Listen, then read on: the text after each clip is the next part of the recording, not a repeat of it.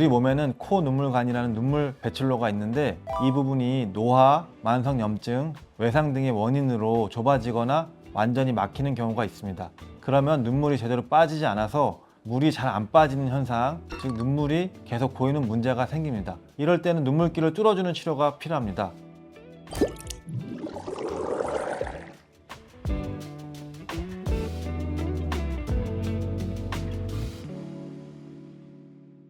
안녕하세요. 삼성발근암과 정강석 원장입니다. 원장님, 보통 안구 건조증 하면 눈물이 부족해서 생기는 불편함을 떠올리잖아요. 그런데 반대로 눈물이 너무 많아서 불편한 경우도 있나요? 말씀하신 것처럼 많은 분들이 안구 건조증은 들어보셨을 텐데요. 눈물이 적어서 불편한 만큼이나 눈물이 많이 나서 불편한 경우도 분명히 있습니다. 오늘은 바로 그 눈물 때문에 생기는 불편함에 대해서 말씀드리겠습니다. 눈물이 많으면 구체적으로 어떤 불편함이 생기나요? 증상은 생각보다 다양합니다. 우선 눈가가 늘 척척하게 젖어 있어서 눈가 피부가 헐 수도 있고요. 여성분들의 경우는 화장이 지워져서 불편함을 많이 느끼십니다. 또 외출했을 때 특히 찬바람을 맞거나 실내에서 실외로 나가거나 할 때 눈물이 밖으로 많이 흐르기도 하고요. 눈이 시리고 따가우면서 눈물이 많이 나는 경우도 있습니다. 또 평소에도 눈물이 계속 고여 있어서 눈에 뭐가 낀 것 같은 느낌이 들고 마치 눈을 뜨고 잠수해서 보는 것처럼 뿌옇게 보여서 자꾸 닦아야 하는 경우도 있습니다. 심한 분들은 안경에 눈물이 묻어서 불편하다고 말씀하시기도 합니다. 네, 실제로 이런 증상으로 오셨던 환자분 사례도 있었나요? 네, 65세 여자 환자분 사례가 있습니다.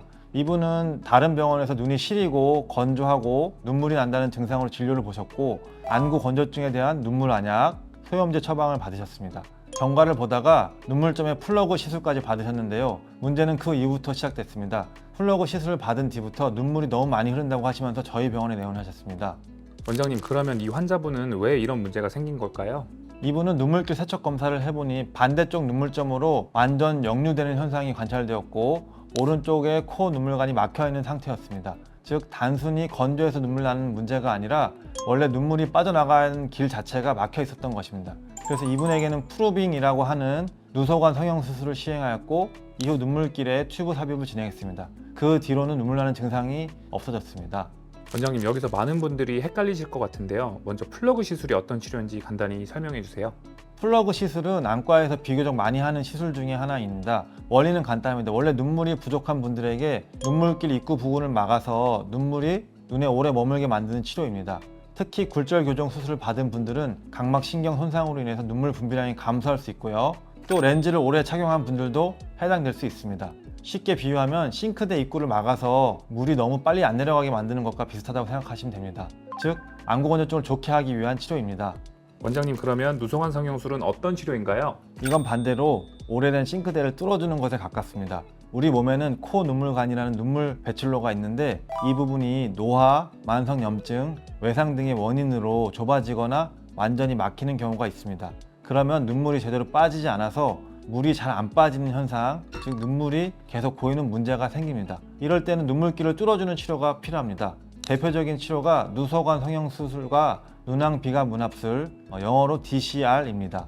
누소관 성형술은 비교적 경증일 때 좁아진 부분을 넓혀주고 뚫은 뒤에 그 상태를 유지하기 위해서 실리콘 관을 삽입하는 방법이고요. 눈왕비감 문합술 DCR은 기존 길이 아니라 옆에 새로운 배출로를 만들어주는 수술이라고 생각하시면 됩니다. 누소관 성형수술은 외래 베이스로 가능한 경우가 많고 DCR은 보통 수술적 치료로 봅니다.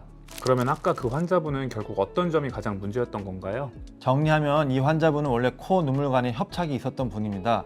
그런데 눈이 건조하고 시리다는 증상만 보고 정작 눈물길이 막혀 있는지는 확인하지 않은 채 플러그를 넣은 케이스였던 겁니다. 쉽게 말해 이분에게는 필요한 치료에 반대 치료가 들어간 거죠. 물론 그렇다고 이분에게 건조증이 전혀 없었다는 뜻은 아닙니다. 연세도 있으시고 건조 증상 자체도 분명히 호소를 하셨으니까요. 하지만 그런 경우일수록 안과 의사가 건조증과 눈물길 문제를 충분히 감별한 뒤에 플러그 시술 여부를 결정했어야 한다는 아쉬움이 있습니다.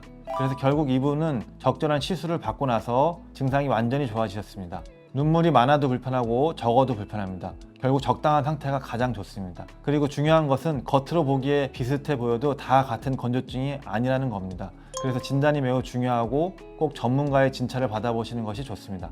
오늘 영상 여기까지 마무리하겠습니다. 궁금한 점 있으시면 댓글로 남겨주시고요. 감사합니다.